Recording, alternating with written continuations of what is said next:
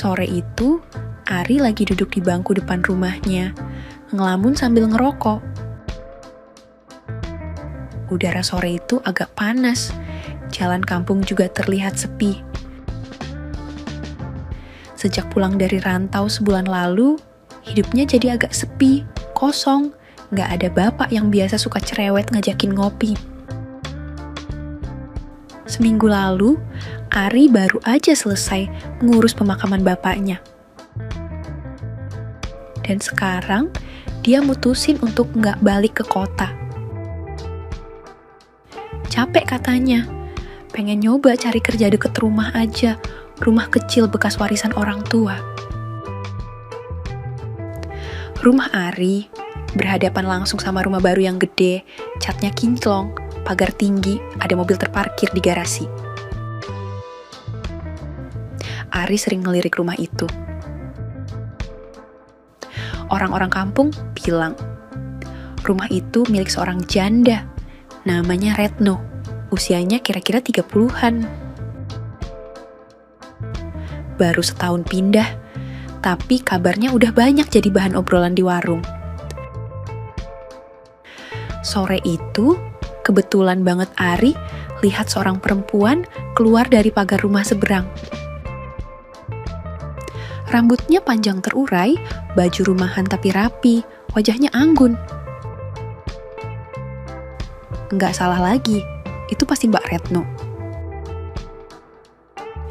Ari agak kaget juga, ternyata aslinya lebih cantik daripada gosip yang beredar. Retno sempat nengok ke arah Ari yang duduk di teras, matanya menatap sebentar, lalu tersenyum kecil. Ari spontan berdiri, agak gugup. Sore Mbak, sapa Ari, suaranya agak serak. Sore, jawab Retno lembut sambil nutup pagar. Kamu yang rumahnya depan ini? Iya Mbak, saya Ari, baru sebulan pulang dari kerja di luar kota, merantau Mbak. Oh gitu, aku Retno Mas, tinggal di sini juga baru setahun, salam kenal ya. Ari cuman bisa angguk-angguk malu, tangannya refleks garuk belakang kepala. Retno kelihatan ramah, tapi auranya tetap aja bikin Ari minder. Dari cara bicara, cara berdiri, sampai mobil yang terparkir di belakangnya, semua nunjukin kalau dunia mereka beda jauh. Setelah itu, gak ada obrolan panjang. Retno masuk lagi ke rumahnya, sementara Ari duduk lagi di bangku, ngisep rokok dalam-dalam. Tapi sore itu jadi nggak biasa, ada perasaan aneh dalam hati Ari, antara kagum, penasaran, dan minder sendiri. Walah, ternyata depan rumahku ada yang kayak gini. Gumamnya pelan sambil senyum tipis. Beberapa hari setelah kenalan, Ari makin sering ketemu Mbak Retno. Biasanya kalau sore, Ari duduk di teras ngerokok sambil ngeliatin jalan. Dari situ, dia sering lihat Mbak Retno keluar masuk rumah, kadang bawa belanjaan dari mobil, kadang nyapu halaman. Sampai suatu siang, Mbak Retno manggil, Mas Ari nggak sibuk kan? Tolongin sebentar. Ari langsung berdiri. Iya Mbak, lagi nyantai aja ini. Ada apa? Ini loh Mas, aku baru beli beras karungan. Lumayan berat. Bisa dibantu ngangkat masuk nggak? Ari buru-buru nyebrang. Ngerasa nggak enak kalau dia nggak bantu. Satu karung beras, digendongnya masuk ke dapur, lalu balik lagi buat bawa barang-barang belanjaan lain. Mbak Retno ikut nuntun arah sambil bercanda. Hehehehehe, untung ada Mas Ari, kalau sendirian gak kuat aku Mas. Ari nyengir. Waduh Mbak, aku sebenarnya juga gak kuat Mbak. Retno ketawa lebar. Alah, Mas, ini bisa aja. Sejak itu, Ari mulai sering dimintain tolong Retno hal-hal yang sepele. Kadang gantiin galon di dispenser, kadang ngangkatin belanjaan. Buat Ari sih nggak masalah, malah dia seneng bisa berguna. Yang bikin Ari heran, meskipun hidupnya jelas-jelas lebih sederhana, Retno nggak pernah kelihatan sombong. Kalau ngobrol enak aja, kayak nggak ada jarak umur atau status. Kadang malah lebih rame Retno ketawanya dibanding Ari. Suatu sore, habis naruh galon di dapur, Retno nyeletuk sambil nyiapin gelas minum. Mas Ari ini masih muda, kok betah di rumah aja? Biasanya anak muda kan main kemana gitu? Ari duduk di kursi makan, garuk kepala. Hehehe, bingung mbak, baru balik kampung juga. Palingan bentar lagi nyari kerja. Retno nyodorin teh hangat. Semoga lancar ya mas, rezeki itu gak kemana kok, yang penting tetap usaha. Ari terdiam sebentar, matanya ngeliatin Retno. Dalam hati dia mulai kagum. Perempuan depan rumah ini bukan cuma cantik, tapi juga ramah, rendah hati, dan bisa diajak ngobrol enak. Waktu pulang ke rumahnya, Ari nyengir sendiri. Janda kayak supel gini, bener-bener beda sama yang diomongin orang. Malam itu hujan deres banget, sampai suara pohon diterpa angin terdengar keras di telinga. Ari lagi tiduran, baru aja matanya mau merem. Tiba-tiba ada suara ketukan pintu cukup keras. Mas Ari, Mas Ari. Suara itu kedengaran jelas, meski ketimpa suara hujan. Ari langsung bangun, agak bingung. Pas buka pintu, ternyata Mbak Retno berdiri di depan. Rambutnya agak basah kena hujan, wajahnya panik. Mas tolong ya, listrik rumahku tiba-tiba mati. Aku nggak ngerti cara benerinnya. Katanya cepet. Ari refleks ambil payung. Oh ayo mbak, sekeringnya mungkin putus. Aku coba cek. Mereka jalan cepet bareng ke rumah seberang. Begitu masuk, rumah Retno gelap. Cuman ada cahaya lilin kecil di meja. Ari buka tutup sekering, benerin kabel, dan gak lama lampu nyala lagi. Sudah aku sambung, mbak. Nah, udah hidup, mbak, kata Ari sambil senyum. Retno kelihatan lega. Syukurlah, mas. Makasih banget loh, mas. Aku tadi panik, soalnya biasanya gak pernah mati gini. Retno lalu nyiapin minuman. Mas duduk dulu bentar, aku bikinin teh hangat biar gak kedinginan. Ari awalnya sungkan, tapi akhirnya duduk di kursi ruang tamu. Bau harum dari dapur tercium, bikin suasana adem. Retno balik bawa 2 gelas teh, terus duduk bareng di ruang tamu. Mereka ngobrol ngalor ngidul. Mulai dari hujan yang deras, soal kerjaan Ari yang lagi nyari, sampai cerita tentang tetangga di kampung. Obrolannya ngalir, hangat, dan gak kerasa waktu jalan cepet. Ari ngerasa aneh, baru kali ini dia bisa ngobrol senyaman ini sama seorang perempuan. Retno jelas lebih dewasa, lebih mapan di mata Ari. Ada rasa yang susah buat dijelasin, karena itu Ari jadi kikuk. Jantungnya berdebar, matanya kadang nyuri pandang ke wajah dan badan Retno. Waktu Retno ketawa kecil, Ari buru-buru alihin, pandangan ke gelas tehnya. Mata dan pikiran Ari mulai gak terkendali. Akhirnya Ari berdiri. Aku balik dulu ya mbak. Udah malam banget, takut kebablasan nongkrong di sini. Retno ngangguk sambil senyum tipis. Iya mas, makasih banyak ya, udah bantuin aku tadi. Ari pamit buru-buru, keluar rumah dalam derasnya hujan yang udah agak reda. Di teras rumahnya sendiri, Ari cepet-cepet masuk rumah lagi sambil ngelus dada. Walah, bahaya nih, nyaman banget ngobrol sama Mbak Retno. Gumamnya pelan, senyum sendiri. Besoknya di sore itu, Ari duduk sendirian di sebuah kafe kecil dekat alun-alun. Tempat itu lumayan adem, cocok buat ngopi sambil mikirin nasib.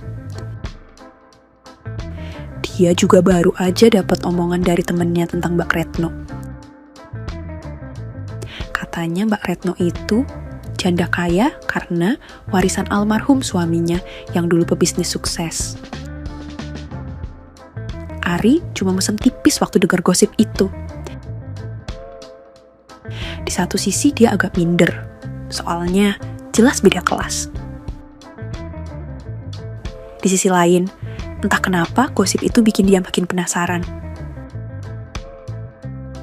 Ari lagi ngaduk kopi pelan-pelan sambil mainin ponselnya, tiba-tiba pintu kafe kebuka.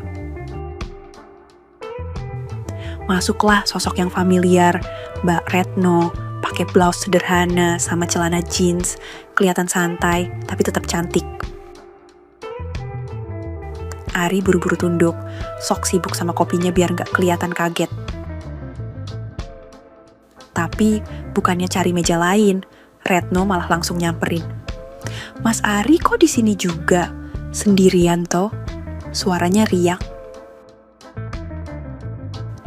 Ari agak gugup. Iya mbak, lagi ngopi aja nih. Bosen di rumah sendiri terus. Ya udah, aku ikut duduk bareng ya, biar nggak sepi. Retno langsung narik kursi, duduk di depannya tanpa sungkan. Ari sempat kikuk, tapi lama-lama cair. Obrolan ngalir, sampai akhirnya Retno sendiri yang buka topik yang bikin penasaran. Kamu pasti sering denger gosip ya soal aku, katanya sambil nyeruput kopi. Ari kaget. Ya ada sih mbak yang ngomong-ngomong soal kamu. Retno senyum santai. Hehehe, gak apa-apa mas, aku biasa denger orang ngomong. Memang iya, aku jadi janda karena suamiku meninggal, rumah sama usaha itu peninggalan dari dia. Ari manggut pelan, agak bingung harus jawab apa. Retno gak kelihatan sedih, malah lebih lega karena bisa cerita. Yang penting, sekarang aku bisa jalanin hidup mas. Aku gak mau mikir omongan orang, wong mereka gak tahu rasanya. Ari mulai merasa lebih dekat.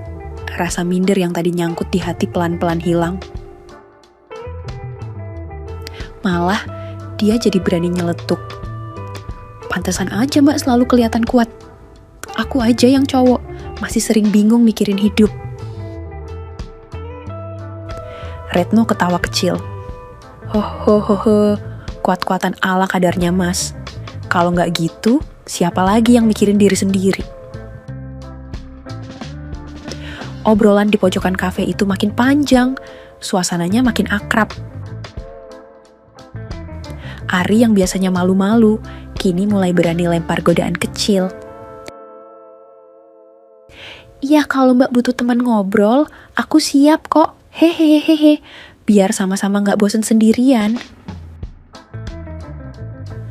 Retno ketawa sambil geleng-geleng. Lah ini, baru tahu ternyata Mas Ari bisa juga godain. Dari situ, hubungan mereka mulai berubah. nggak sekedar tetangga saling sapa, tapi udah ada rasa nyaman tiap bareng. Ari pun pulang dari kafe itu dengan perasaan lain, agak ragu, tapi juga ada sedikit rasa yakin. Dia merasa bangga karena bisa bikin Retno ketawa dan deg-degan karena tahu dirinya makin terjebak rasa suka. Sore itu, Ari lagi duduk di teras, kaos oblong sama celana pendek, ngerokok sambil mikir apa yang bisa dia lakuin besok. Tiba-tiba, pagar rumah seberang kebuka, Mbak Retno muncul dengan kebaya cantik warna biru muda. Rambutnya digelung rapi, makeup tipis-tipis, tapi bikin wajahnya makin kelihatan anggun. Mas Ari, panggilnya dari depan. Ari langsung berdiri, agak grogi. Iya mbak, mau kemana? Aku mau ke nikahan saudaraku, sendirian males mas. Kamu mau aku ajak nggak? Soalnya pada bawa pasangan. Ari kaget setengah mati. Loh aku mbak, aku nggak punya baju yang cocok sama kamu mbak. Retno nyengir, nggak usah banyak milih mas, pakai kemeja apa aja, yang penting rapi aja. Akhirnya, Ari nurut. Dia buru-buru masuk, ganti kemeja batik warna merah, celana hitam, sepatu kulit hitam. Pas keluar, Ari agak minder lihat Mbak Retno sudah secantik itu.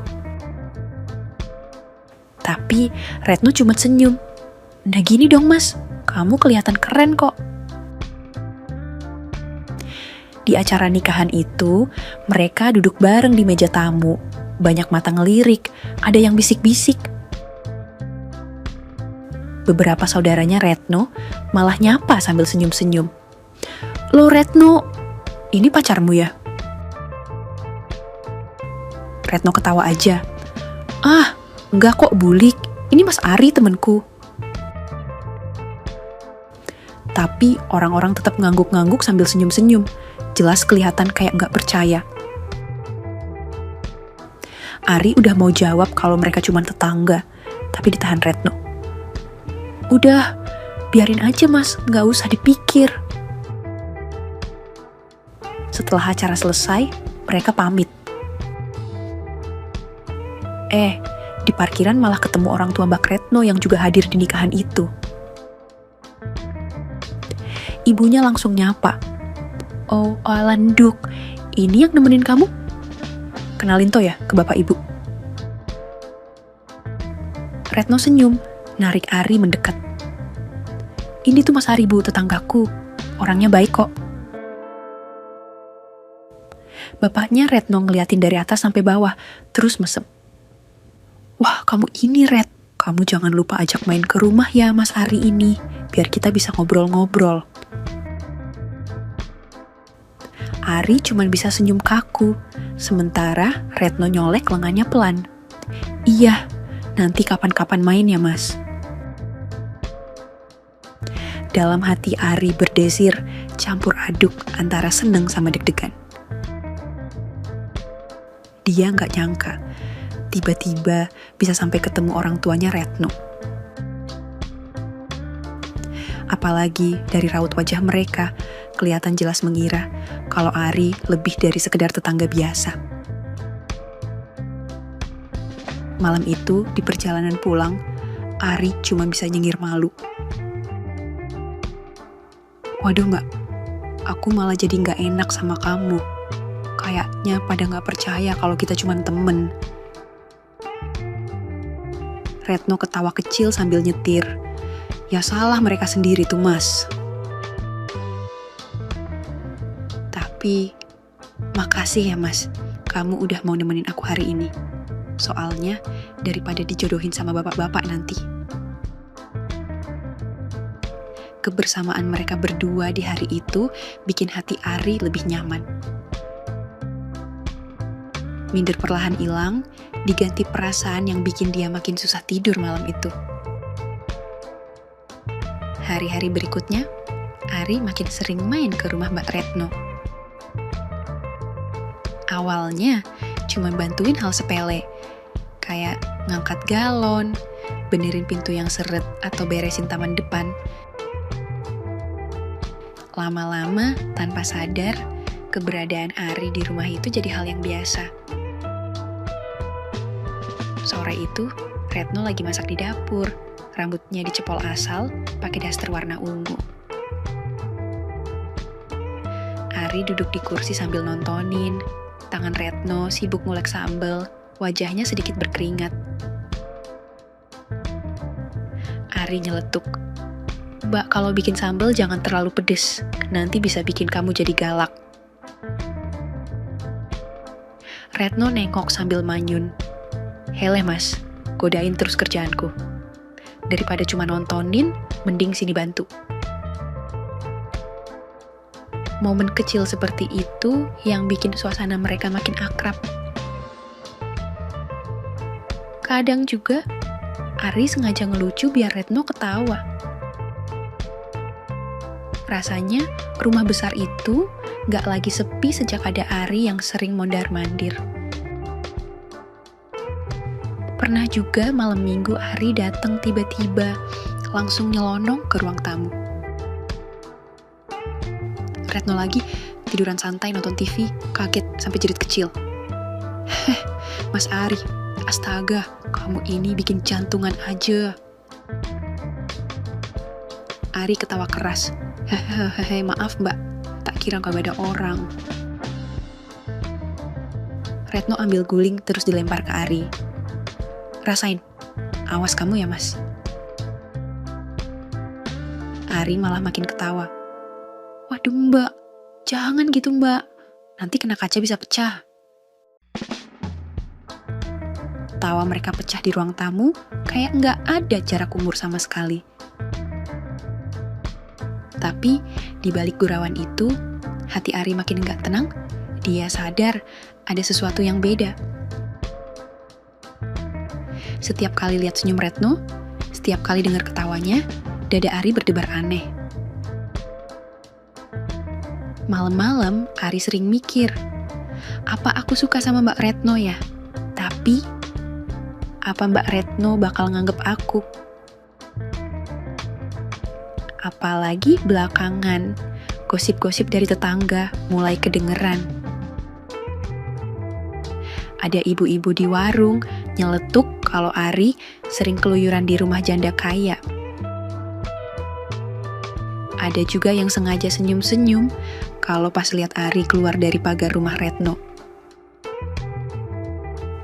Ari coba cuek, tapi dalam hati resah juga. Dia nggak mau bikin Retno susah karena omongan orang. Tapi setiap Retno nyapa dengan senyum hangat, semua rasa takut itu hilang seketika. Yang jelas, Ari makin yakin satu hal. Dia bener-bener udah kebawa perasaan. Malam minggu itu, suasana beda. Mbak Retno tiba-tiba ngajak Ari nongkrong di kafe di atas bukit. Dari sana, kelihatan pemandangan lampu kota yang berkelip kayak bintang jatuh. Udara agak dingin, jadi mereka duduk di pojok, dekat kaca besar, sambil pesan kopi sama camilan. Awalnya, obrolan masih ringan. Cuman soal kerjaan Ari dan aktivitas Retno di rumah. Tapi makin lama, Retno mulai terbuka. Ia cerita kalau sejak suaminya meninggal, malam-malam terasa sepi banget. Rumah besar, tapi kosong tanpa teman ngobrol. Ari dengerin dengan serius. Jantungnya deg-degan karena selama ini dia ngerasa deket sama Retno. Tapi Ari gak pernah punya keberanian buat ngomong terus terang. Tapi di malam itu, entah kenapa keberaniannya mendadak muncul. "Mbak, sebenarnya aku suka sama Mbak," kata Ari, pelan tapi mantap. tangannya gemetar takut salah langkah. Retno sempat kaget, matanya membesar sebentar, tapi senyum tipis muncul, agak menunduk. Tak lama Retno bicara. Aku sebenarnya nyaman sama Mas. Cuman, ya nggak pernah kepikiran Mas berani ngomong duluan. Suasana jadi canggung, tapi sekaligus hangat. Mereka sama-sama nyengir, sama-sama malu.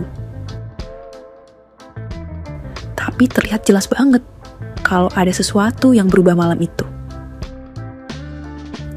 Hubungan mereka resmi punya rasa lebih, meski belum berani diumbar. Yang penting, kita jalanin aja dulu Mas. Kita lihat ke depannya gimana, kata Retno. Ari cuman ngangguk, tapi dalam hati rasanya kayak terbang. Malam itu jadi awal hubungan spesial mereka, meski masih diam-diam dari mata tetangga. Sejak hubungan Ari dan Retno makin dekat, gosip di kampung gak bisa dihindari. Orang-orang sering lihat Ari keluar masuk rumah depan, apalagi Retno memang beda kelas, rumah mewah, mobil kinclong. Sementara Ari cuman pemuda sederhana yang baru balik kampung. Awalnya Retno agak kepikiran, tapi Ari selalu bisa nenangin. Biar aja Mbak, orang ngomong apa aja, yang penting kita tahu niat kita baik, katanya dengan nada santai. Ucapan Ari itu bikin Retno pelan-pelan cuek, gak terlalu mikirin gosip yang beredar. Suatu akhir pekan, Retno ngajak Ari nemenin main ke rumah saudaranya di luar kota. Mas temenin aku ya, biar gak sendirian, pinta Retno sambil nyengir. Ari sebenarnya minder, tapi akhirnya nurut. Mereka jalan siang naik mobil Retno. Sampai di rumah saudara, Ari dikenalin seadanya, dibilang teman deket. Anehnya, orang-orang di sana lebih percaya Ari itu pacar. Retno sempat salah tingkah, tapi pura-pura gak ambil pusing.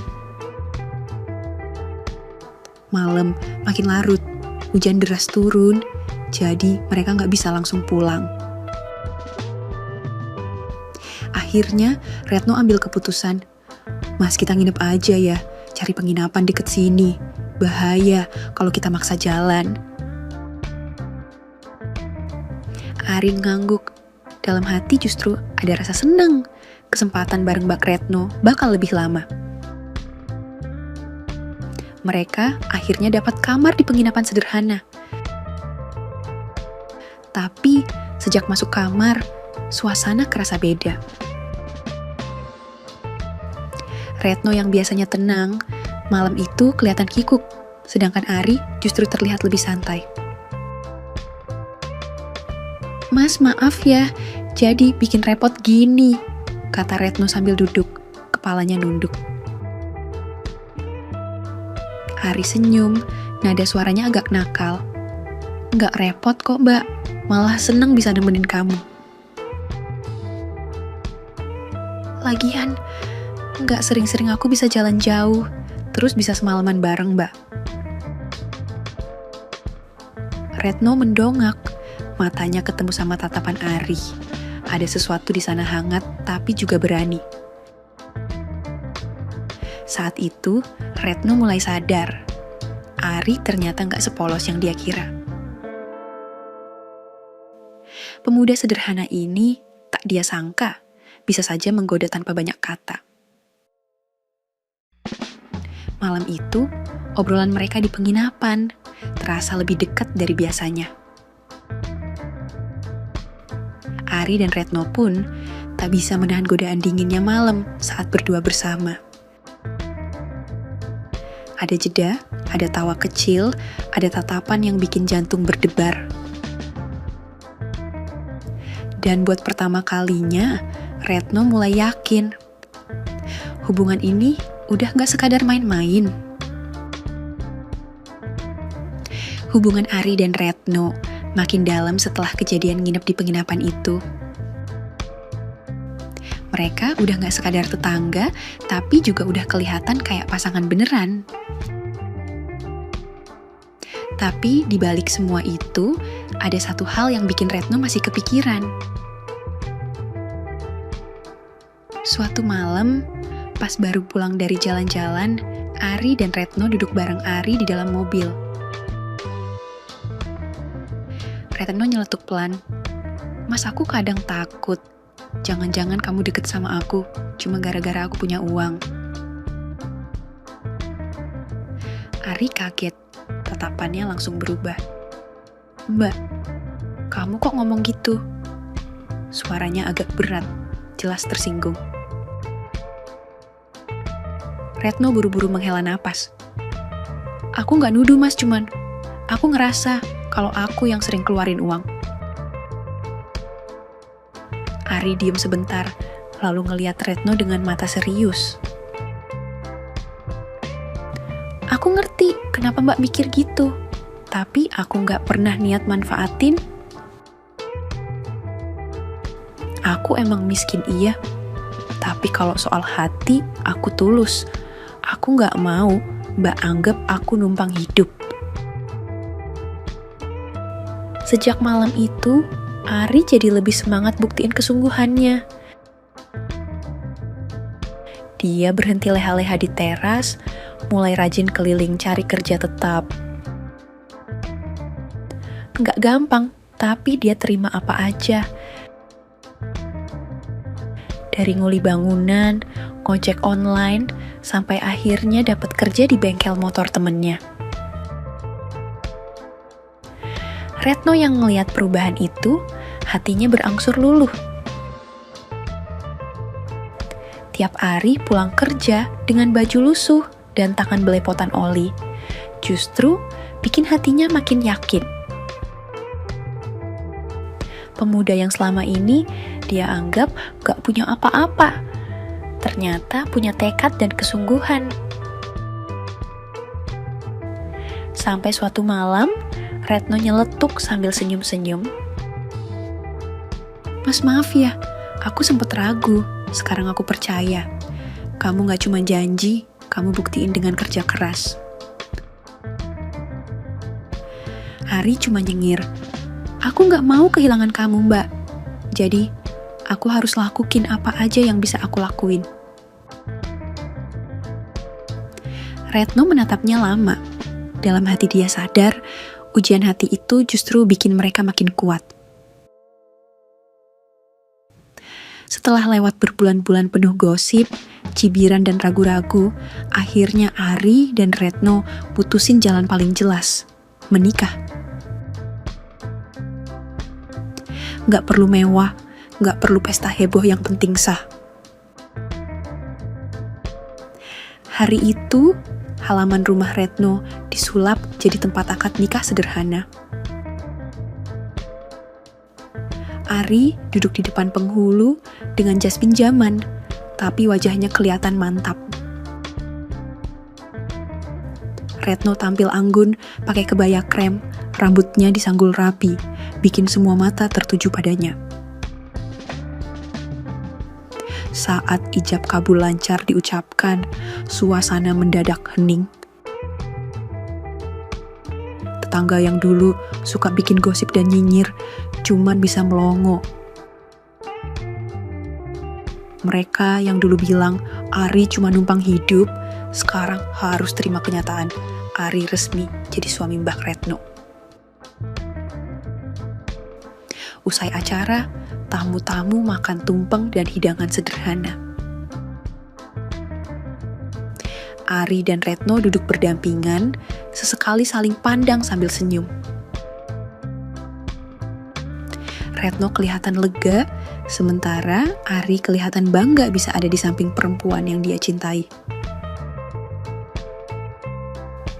"Mas," bisik Retno pelan sambil menggenggam tangan suaminya. "Ternyata kita bisa ya, sampai sini." Ari nyengir, "Aku udah janji dari awal, Mbak. Aku gak mau main-main. Kita jalani bareng-bareng." Dan benar, setelah semua gosip, keraguan dan perbedaan status, mereka justru menemukan kebahagiaan. Ari yang miskin tapi tulus, Retno yang kaya, tapi kesepian sekarang saling melengkapi. Malam itu, ketika para tamu udah pulang, halaman rumah jadi sepi. Ari duduk di teras, masih pakai jasnya, sementara Retno bersandar di bahunya. Angin malam berhembus pelan, bikin momen itu terasa damai. Hidup baru mereka resmi dimulai tanpa gengsi, tanpa drama, cuma saling percaya. Dan buat keduanya, itu lebih dari cukup. Tamat. Oke, segitu dulu untuk kali ini, dan semoga kalian, bosku semua, terhibur hari ini ya. Sekali lagi, tidak pernah lupa, Mimin ingin mengingatkan bahwa tidak ada maksud untuk merusak moral. Tapi di sini, kami selaku admin channel Makiem hanya berbagi pengalaman dari viewer saja, yang tentu saja tidak untuk ditiru. Terima kasih sudah mau mendengarkan kisah nyata ini. Ambil baiknya dan buang buruknya dari cerita kisah ini. Semoga hal seperti ini tidak terjadi kepada kita semua, bosku. Dan semoga kita semua dilindungi dari mara bahaya. Amin ya rabbal alamin. Terima kasih dan sampai jumpa di cerita selanjutnya. Jangan lupa like, comment, share, dan subscribe. Oh iya, kira-kira kalian semua, bosku yang terhormat, kepengen kisah-kisah yang seperti apa lagi nih? Tolong berikan komentar-komentar kalian di video ini ya.